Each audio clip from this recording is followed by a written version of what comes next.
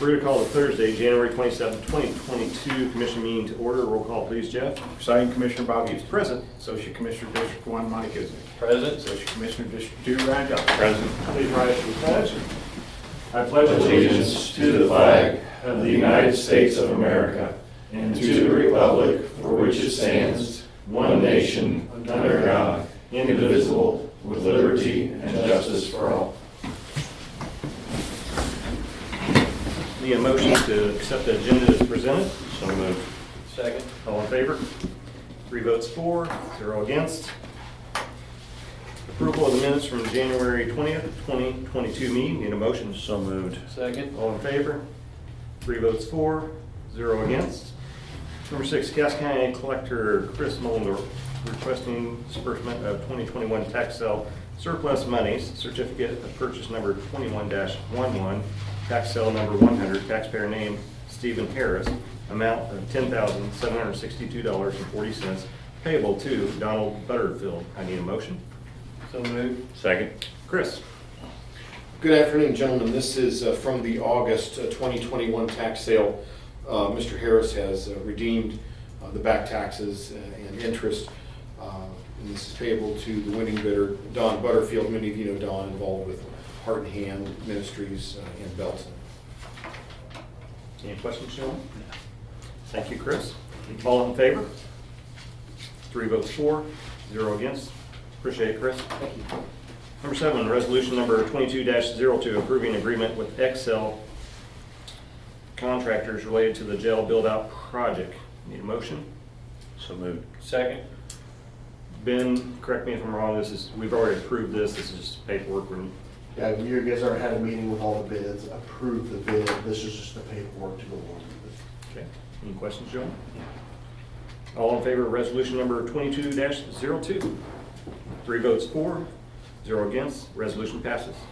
Resolution number 22-03, approving agreement with Service Tech Solutions. Need a motion?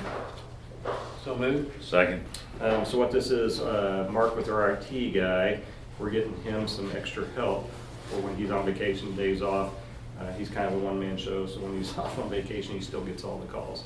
So we've contracted with Service Tech Agreement Solutions for a monthly fee to be on call when he's not available.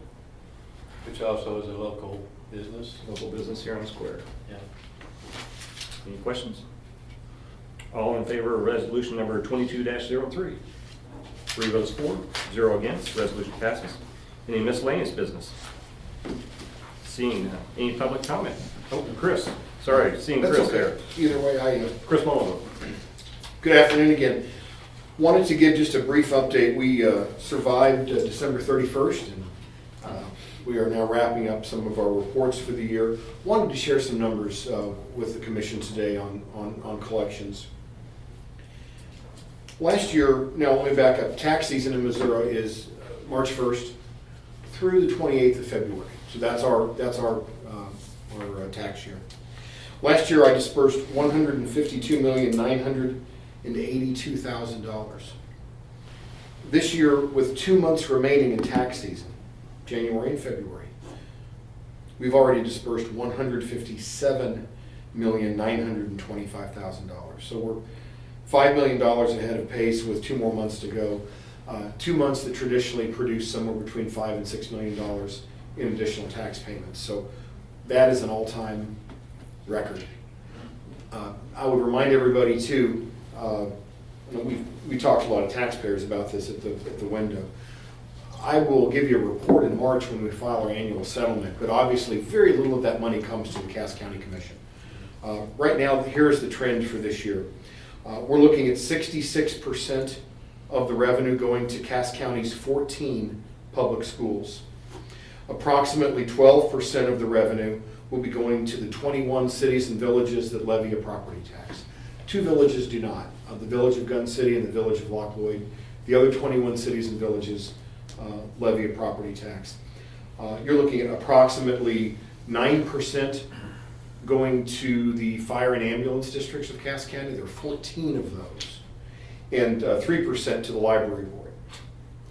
So you're at 88, 89% just in those categories that we've dispersed out. So that trend is pretty close to where it was last year. Also want to let you know that the payment mix, the mix of payments is trending a little more in favor of real estate, but right now, it looks like of the money we've collected and dispersed, the 157.9 million, 19% is personal property, 7% is railroad and utility, about 73% is real estate. So those are the trends, similar to last year's trends. Real estate does appear to be a bit heavier. Some of those school levies are higher than they've been in the past. Some of the homes in some of the newer subdivisions are obviously more valuable than some of the older homes. So the trend is a little heavier on the real estate side. The final thing I wanted to share with you too is the way the taxpayers are paying is changing. And you know, my folks are elderly and they like to make a day of it, and they drive to the Millwalk Mall and they go shopping and maybe they have lunch. Mom brings her purse in and she digs her checkbook out. But my kids pay on their cell phone on the website. And so here's some trends that are interesting. In 2020, we processed, just in December, $5.2 million on CassCountyCollector.com. And I say December, the November and December when the bills came out. This year we processed $8.3 million. That is a 59% increase year over year in utilization of my website. Our IT vendor, Huber Associates, tells me that at one point, Christmas Eve, we had more than 3,000 unique IP users hitting our website. So we're going to meet with them on the 18th, also meet with Brett Hodges, and work on improving that speed and that response time, because you know, if you extrapolate that out, and next year, what am I going to have? $11.5–12 million, right? And then the year after, 17. So pretty explosive growth on the web portal, as we can tell by the numbers.